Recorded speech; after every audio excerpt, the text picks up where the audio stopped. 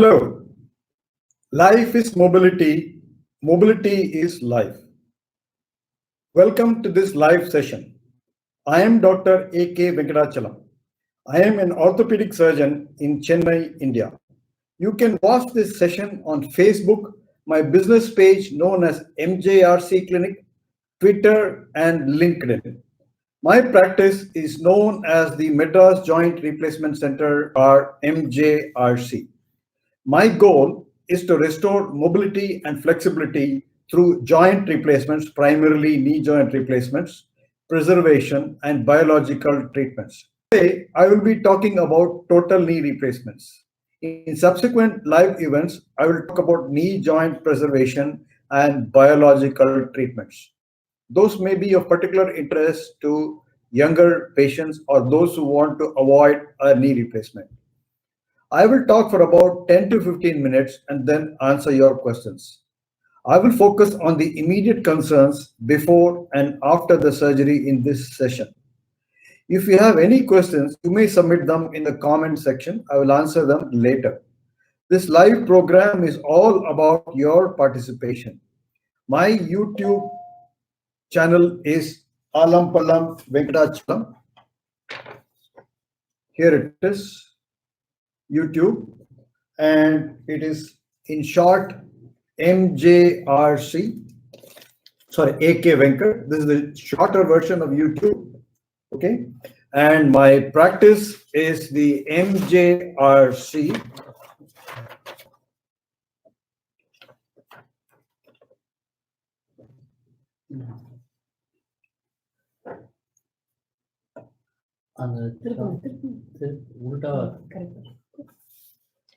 My practice is, my YouTube channel is Alampalam Venkatachalam.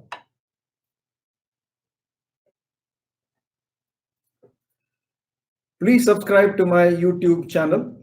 And so let's get started. Let's understand the definition of a total knee replacement, which is the topic today. I will be using the abbreviated form of this definition, which is TKR. So before we proceed to talk about TKR, we should know what TKR involves. So let me just start with the anatomy of the knee joint. The knee joint comprises of three parts. Two parts between the lower end of the thigh bone and the upper end of the leg bone. The third part is located at the front of the joint between the front side of the lower end of the thigh bone, that is the femur bone, and back side of the kneecap. All these joint surfaces are lined by a shiny protective layer called as articular cartilage. When the cartilage gets worn out, then patients experience pain and a total knee replacement becomes necessary. In a total knee replacement, I just resurfaced the worn out cartilage of these three parts with metal and plastic after shaving and shaping. So this is just a model of the knee. Here it is. These are the three parts I talked about.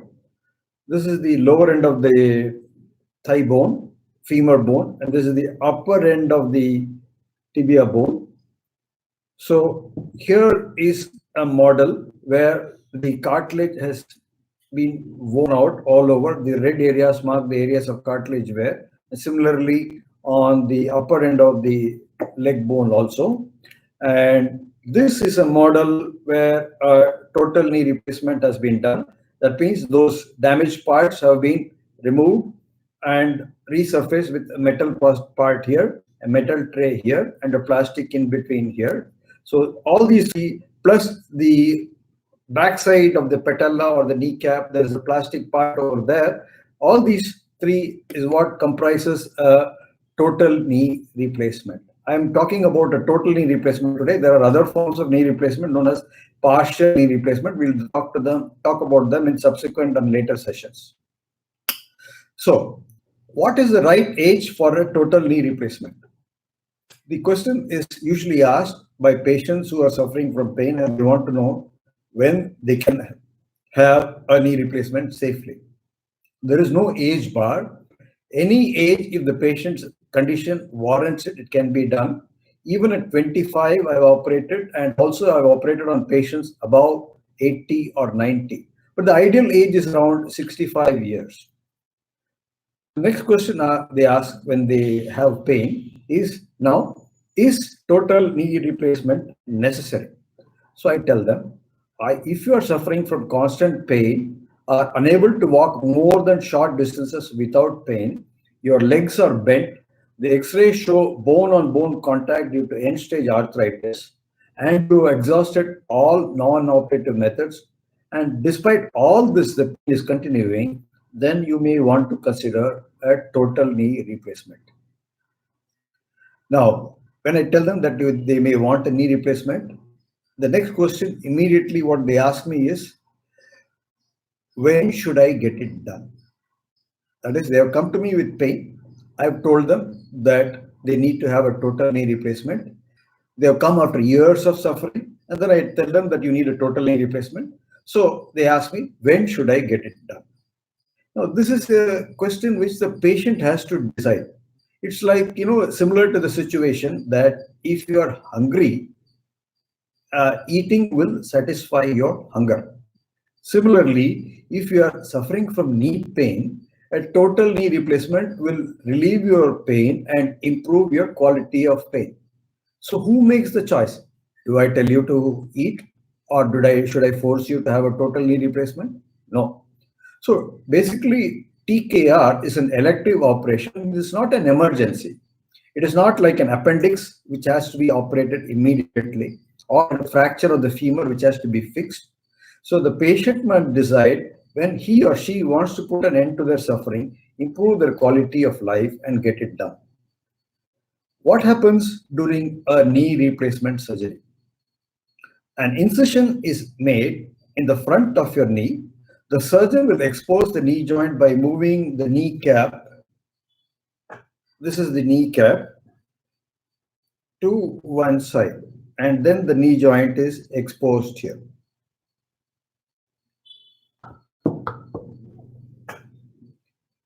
Then I will use instruments to shave away the worn out cartilage.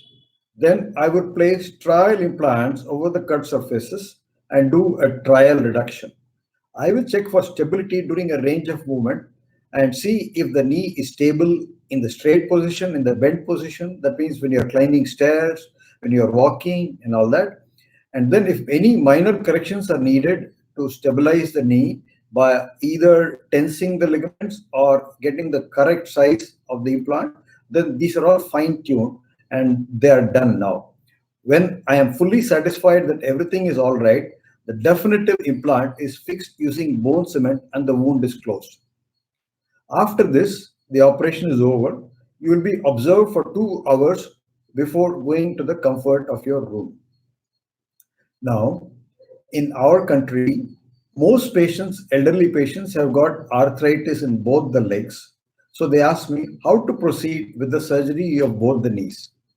My policy is, I inform them about it. I inform them that I operate on one leg in one session under one anesthesia, and then I do the next leg after a gap of 3 or 4 days. The reason for this is that a single knee replacement is a straightforward, stress-free operation. After the surgery, you, the patient, can go to your own room straight away and have food after a couple of hours when you are no longer feeling nauseated. In contrast, bilateral knee replacements in one sitting are a great stress to the body. The anesthetist must place lines in the artery and veins for invasive monitoring during the surgery. The patient must be kept in the ICU for observation for a few hours. Will definitely require 3 or 4 units of blood transfusion.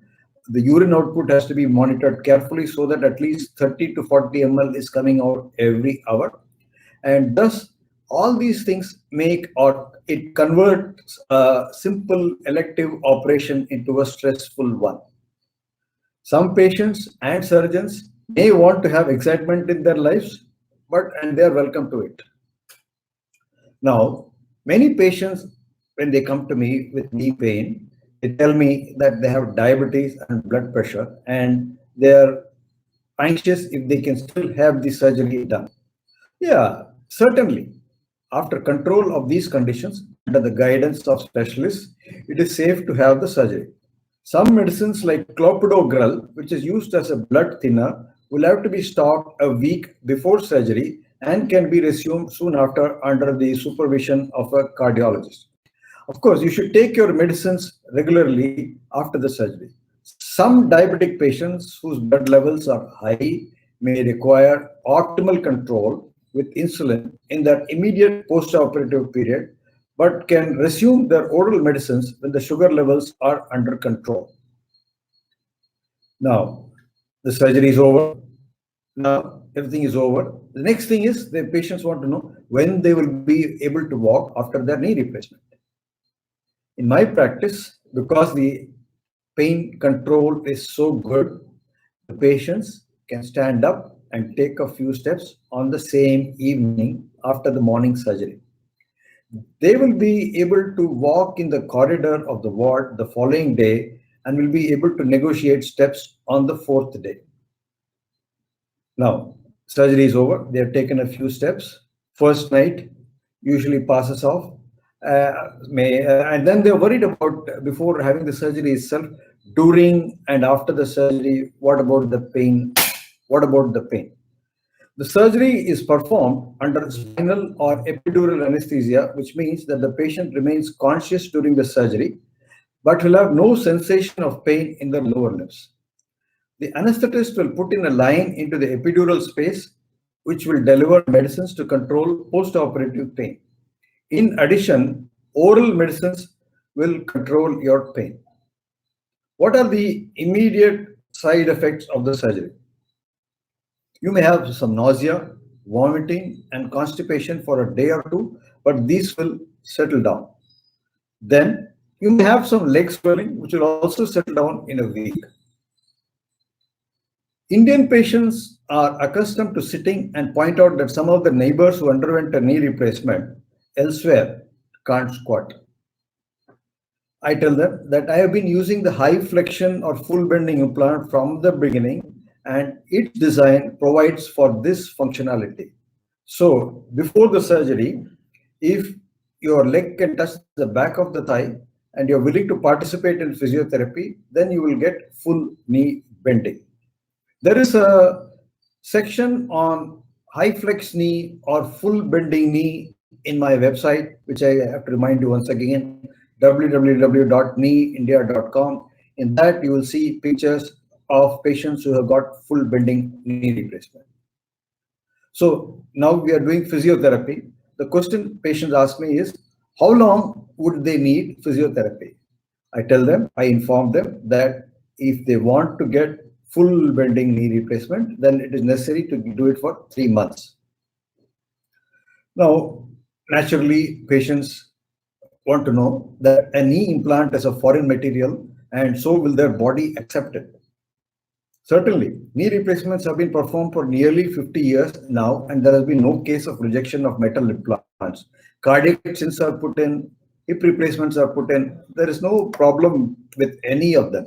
However, some patients are allergic to nickel, which is a metal used in conventional knee replacements. For these patients, I use an oxenium knee implant. Again, there is a section on oxenium knee implant in my website. You're welcome to go through it and see what are the indications for a knee replacement. Mainly, it's for younger patients. Then those people who are sensitive to nickel and who want durable knees. So this particular knee, oxenium knee, has got other benefits like durability, and so you may refer to my website. Some of my patients are obese, and they want to know if they have any risk during the surgery. I straightforward tell them, yes, there is a small risk due to wound healing, getting full bending, and sleep problems. They need diligent care and attention. Now, patients want to know what sort of activities can they do, like walking, climbing stairs, traveling, kneeling, gardening, running, etc. I tell them that except running, you'll be able to do everything else. Now, the doctors ask me, Doctor, you said that the implant is made up of metal. Next week, I'm traveling to America, or maybe in a short time. I have to go through this airport security check. What will happen at the airport security check? If the metal detector bleeps, will they let me through? So I reassure them that this is not the case.